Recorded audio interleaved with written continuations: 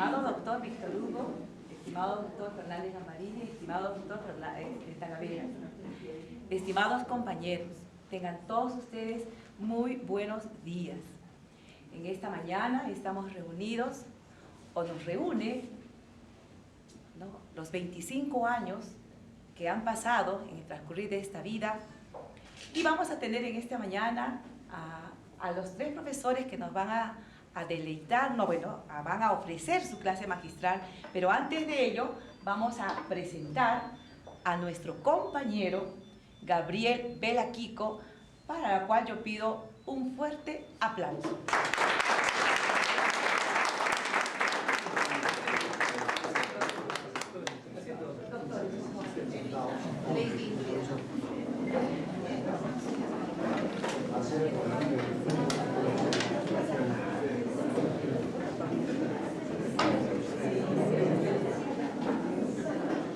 Bien, buenos días, queridos docentes, queridos amigos. Han pasado 25 años desde que egresáramos de estas aulas, y 25 años no pasan en vano. Es un cuarto de siglo. No solo nos hemos envejecido, sino que además hemos madurado. Porque una cosa es tener 25 años y otra es tener un año repetido 25 veces. Si sumamos toda la experiencia acumulada por todos y en todos estos años, hemos tenido en nuestras manos miles de niños o adolescentes capaces de ser mejores ciudadanos para producir cambios. Y es que la vida es esencialmente producir cambios. Y esto lo aprendimos en estas aulas, en los patios, en esta facultad, en esta universidad, de nuestros docentes, de nuestros compañeros, de nuestras discrepancias, de nuestros esfuerzos, también de nuestra familia y de nuestro pueblo. Somos parte de lo que los antropólogos llaman la generación Baby Boomer, explosión de la natalidad, como el hecho de tener muchos hermanos. Y somos parte también de la generación X, porque fuimos testigos de los grandes cambios como la caída del muro de Berlín, la explosión de Challenger, las privatizaciones, vimos la aparición y la difusión del SIDA. Sin embargo, somos una generación antes que una promoción. Una generación sobrepasa los marcos de un año cronológico. Lo que vivimos e hicimos va más allá de unos 5 o más años. Venimos de los años 70, estudiamos en los 80 y trabajamos desde los 90. Es un continuum inacabable. Quiero que recuerden que 2 años antes de empezar a estudiar en la universidad, 78, 79, hubo 2 largas huelgas del SUTEP. Triunfaba la revolución nicaragüense, se promulgó la nueva constitución peruana. En 1980, Sendero Luminoso empezaba en Chukchi su guerra popular, con tremendas consecuencias hasta la actualidad. En ese mismo año, 80, Belaúnde empezaba su segundo gobierno, pero terminamos a mediados del gobierno de García, con toda la hiperinflación que conocimos. Así de convulsionada fue nuestra época. Pero vivimos también la época de la música romántica, como Camilo VI. Vivimos la época post-Travolta. Vivimos también los Menudos, los Jarcas y su Guayayay, de Víctor Jara, de Martina Portocarrero, hasta Chacalón o Pintura Roja. Somos herederos de ese contexto, que no solo influyó en nuestro aprendizaje, sino que, como dice Lev Vygotsky, fue parte de nuestro aprendizaje. ¿Cómo olvidar nuestros primeros días, cuando éramos cachinos? Ingresar a la universidad fue esfuerzo de nuestros padres o familiares, a quienes estamos muy agradecidos. Éramos mayormente adolescentes y solteros, y en algunos casos éramos casados y con familia. Pero cualquiera que fuese el estado civil, teníamos esas ganas de estudiar, de aprender, de ser profesores. Vivimos la época universitaria donde no había computadoras, donde no había televisión a color o televisión por cable, ni proyector multimedia, ni celular, ni robótica, ni fotocopiadora o pizarras inteligentes. Pero aprendimos mucho de las preguntas, de la máquina de escribir, del stencil, de la lectura de los libros físicos, de la dialéctica en las aulas, de las visitas de campo, cuando no de los exámenes o de las prácticas preprofesionales o de nuestras propias tesis. Recuerden que estudiamos muchos años en el pabellón antiguo de sillar, de tipo colonial, con pileta en el centro. Somos prácticamente los últimos en estudiar en este pabellón de sillar. Recuerden el aula de instrucción programada en el segundo piso, la biblioteca con el señor Causto, o impresiones con el señor Pedrito, la limpieza de las aulas con el señor Berneo o el señor Chaina, la secretaria señora Laura, Sheila o Marixa. Así, por ejemplo, ¿cómo no olvidar a nuestros distinguidos catedráticos y decanos y a nuestros profesores? Así, por ejemplo, en el primer año, los inmensos cuadros diagnósticos de un extremo a otro en la pizarra de don Genaro Rodríguez, con su inmenso carro blanco. ¿Cómo olvidar los extensos dictados del profesor Fuentes para aprender a redactar solicitudes o memoriales? Las clases serias y cargadas de datos de biología a cargo del doctor Esquivel, el tono de voz bajito y hasta sereno, pero muy exigente en la hora de ingresar porque se cerraba a las 7 de la mañana la puerta, me refiero a Bertín Flores. Las clases alegres, aunque difíciles de matemática, de la profesora Rosita. Pero en ese primer año nos marcó hasta hoy la lucidez académica, el estilo impecable desde todo punto de vista, sus dotes altamente impresionantes de sus clases y la eterna discusión epistemológica del carácter científico de la pedagogía a la luz de la lectura de Piscoya, como es nuestro distinguido doctor Javier Talavera Salas. Pido un fuerte aplauso.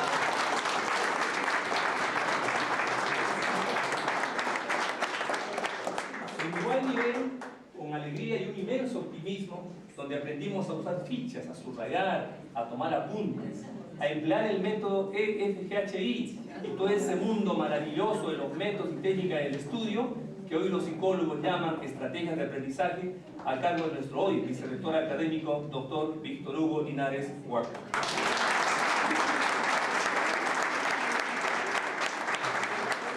También debemos recordar que en segundo año cada uno iba a su especialidad. No existía la especialidad de primaria, ni de idiomas o de informática, o menos de educación física. Lengua y literatura se creó un año después. Allí cada uno tiene sus recuerdos y reconocemos el valor imponderable de distintos profesores, como el doctor Walter Fernández Gambarini. También el doctor Hernán Portugal, Arce en matemáticas, Pajarito Valdés, Cisneros Cuadros, Ultrajón en sociales, Pacacorso, Cayata en lengua y literatura, a don Renato Cáceres y Edwin Bernedo en bioquímicas, a la profesora Angélica Flores en inicial. Recordamos también el aporte y la sabiduría del doctor Isaac Tapia, el doctor Rolando Cornejo, a Tomás Oporto, a Martín Mestas, Guillermo Salinas, Eduardo Chacón, entre tantos otros, y disculpen las omisiones. Nuestra promoción, o mejor dicho, nuestra generación, fue gestora de las escuelas de verano, verdaderos laboratorios de aprendizaje en beneficio de los pueblos jóvenes, no solo en Arequipa, sino en el sur del país, como Puno, Cusco, Ica, Ayacucho, Lima. Estas y otras actividades fueron obra del Centro Pedagógico de Investigación y Proyección Social César Guardia Mayor. Vimos la promoción que realizó 2 subidas exitosas al volcán Misti con Arcadio Mamani. Nuestra promoción participó en el primer Congreso de Pedagogía Científica en Lima, cuando estábamos en el segundo año, y también organizamos los Encuentros Nacionales de Estudiantes de Educación, que luego se volvieron congresos nacionales hasta la actualidad. Fuimos una generación diversa, con consensos y disensos, con muchas preguntas, porque gracias a ellas tenemos muchas respuestas. También fuimos una generación que luchó en las calles por la defensa de la autonomía de la universidad, por las rentas, por un nuevo estatuto agustino hoy vigente. Un grupo de compañeros ingresamos en huelga de hambre en defensa del rango profesional de la carrera antes que quería ser considerada como mando medio. Cultivamos el deporte y la música, la poesía y sobre todo el estudio. De todo ello nos sentimos orgullosos y gracias a todos por hacernos igualmente diferentes. Será por eso que García Márquez dijera: la vida no es lo que uno vivió, sino lo que uno recuerda, y cómo la recuerda para contarla. Finalmente, llevamos el nombre de la promoción del insigne maestro Manuel José Antonio Encinas Franco, excelente profesor de la 881, rector de San Marcos, hombre de izquierda y verdadero maestro en varios campos de la antropología, el derecho y esencialmente la educación. Como herederos de este legado, nos toca ahora, en los años que vienen, a seguir redoblando el esfuerzo, construyendo el mañana, construirlo día a día, con nuestros hijos y con nuestros estudiantes.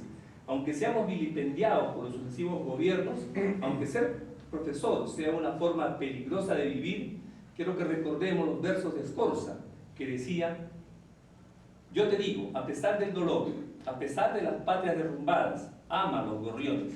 Amigos, aunque golpeen, jamás perdáis la fe. Aunque vengan días sucios, jamás perdáis la fe. Aunque yo mismo os ruegue de rodillas, no me creáis. Amad la vida y guardad rocío, para que las flores no parezcan las noches canallas que vendrán. Colegas de la promoción, nos ha tocado el reto de aprender y enseñar. Somos eternos estudiantes. Y recuerden que la vida es un incesante aprender. No sigamos la ruta de quienes creen que la vida es un carnaval o una diversión. Aquellos viven solo instantes que se pierden. Como dice Galeano, son fuegos bobos, no alumbran ni queman. No sigamos tampoco aquellos que creen que la vida es una pelea, una lucha permanente, una incesante batalla. Por eso ven aliados y enemigos, ven sus intereses y sus juegos de estrategia. Ni la vida es un carnaval, ni la vida es una eterna pelea. La vida es aprender. Y hoy, 25 años después, redoblamos nuestra fuerza y voluntad para volver a estas aulas que, parafraseando a Marcos Matos, no es este tu país, yo diría, no es esta tu universidad, porque conozcas todos sus linderos, ni por el idioma común, ni por los nombres de sus muertos. Es este tu país, o sea, es esta tu universidad, porque si tuvieras que hacerlo, lo elegirías de nuevo para construir aquí todos tus sueños. Muchas gracias.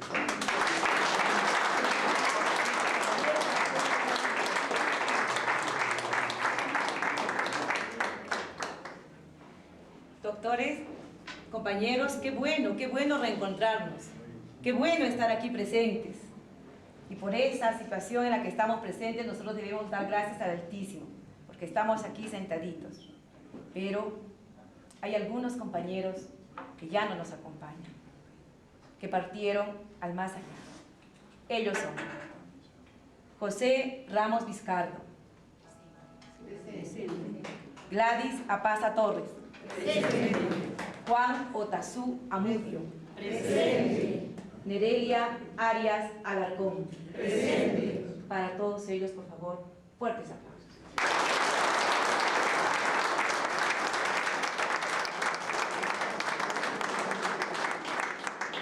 Por favor, nos vamos a poner de pie y vamos a tener un minuto de silencio por nuestros compañeros que solo nos han adelantado.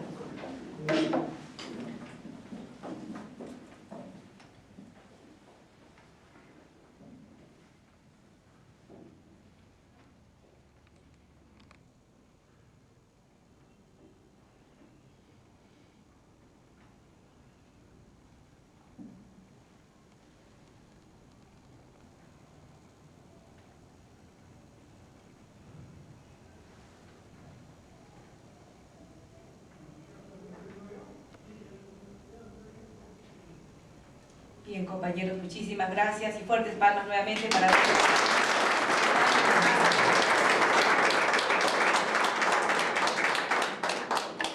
¿Qué tenemos entonces ahora?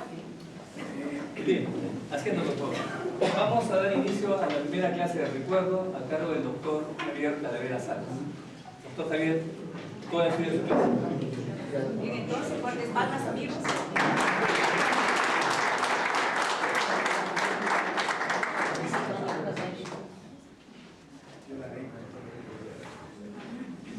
Buenas tardes. Buenas tardes. En la sesión anterior, en la clase anterior, habíamos tratado nosotros de explicar el por qué Luis Vizcardo Hermosa hace un planteamiento tremendamente, no diré nocivo, sino agresivo contra la pedagogía. Pero reflexionando anoche sobre lo que hicimos en la sesión anterior, me di cuenta que Vizcoya tenía gran parte de razón cuando considera que la pedagogía es una tecnología. Lamentablemente así lo plantea y tiene razones. ¿Por qué? Porque considera que necesariamente toda disciplina científica debe tener de manera obligatoria, ineludible, un objeto de estudio. Desde hace mucho tiempo atrás, desde cuando yo era estudiante de la Facultad de Educación, hace unos 500 años de esto, nuestros profesores decían que la pedagogía necesariamente tiene como objeto de estudio a la educación. que la educación es el objeto de estudio exclusivo de la pedagogía. En consecuencia, la pedagogía adquiere el carácter de teoría científica de la educación por su objeto de estudio. Y obviamente que maneja su lenguaje, un lenguaje científico que proviene del estudio del objeto que se llama educación. Me puse a reflexionar sobre el particular y le di la razón a Piscoya, inicialmente.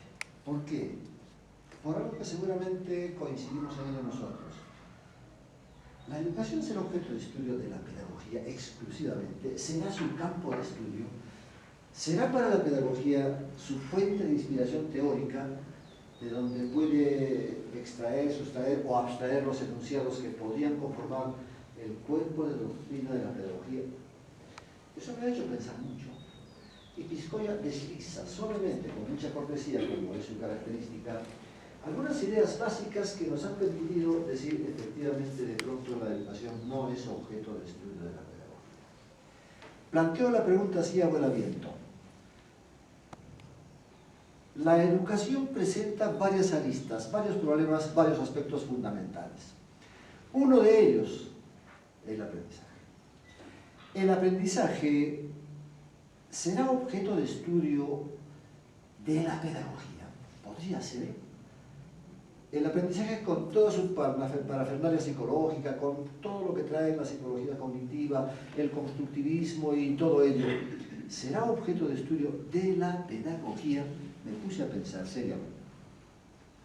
Y dije, no. El aprendizaje como proceso de construcción del conocimiento no puede ser objeto de la pedagogía. Tiene una ciencia abocada especialmente a estudiar.